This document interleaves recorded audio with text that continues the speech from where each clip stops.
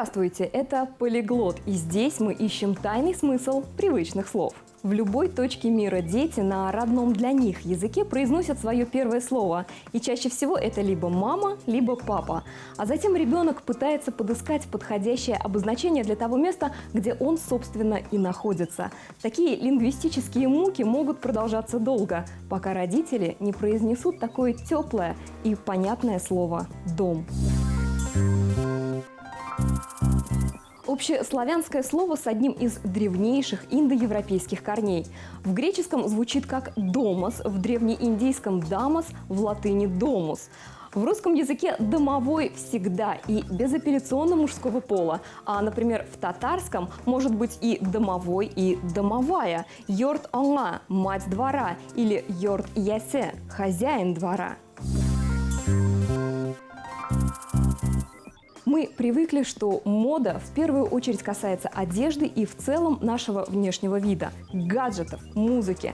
Существуют специальные институты цвета, которые и решают вещи, какого оттенка в этом году мы должны будем возжелать сильнее всего. Но мода мимо нашей речи тоже не проходит.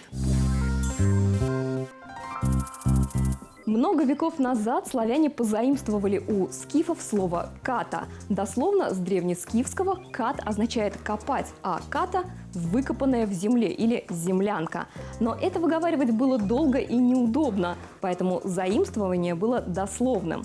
Со временем букву «К» также отбросили за ненадобностью, заменив ее на более комфортную «Х».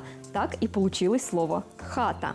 Шли годы, землянок становилось все меньше, для городских многоэтажек придумали совершенно новые слова, и хата готовилась отправиться на пыльные страницы словарей.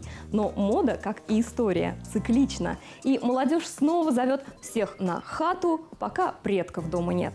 К слову, хата отметилась не только в сленге, но и успела наследить в классических пословицах. «Моя хата с краю», говорим мы, демонстрируя свое полнейшее равнодушие к сложившейся ситуации, и при этом в наглую перевираем изначальный смысл этого выражения.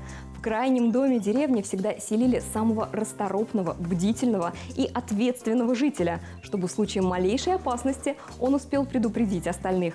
Так что «моя хата с краю» – это точно не про равнодушие. Очень любопытно к взаимодействию понятий «дом» и «женщина» относится восточная мудрость.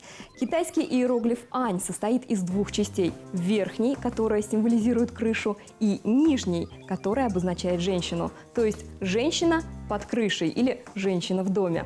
Но именно в таком сочетании и получается иероглиф «ань», который означает благополучие, безопасность, спокойствие, стабильность и гармонию. Это был Полиглот. Давайте внимательнее слушать, чтобы услышать.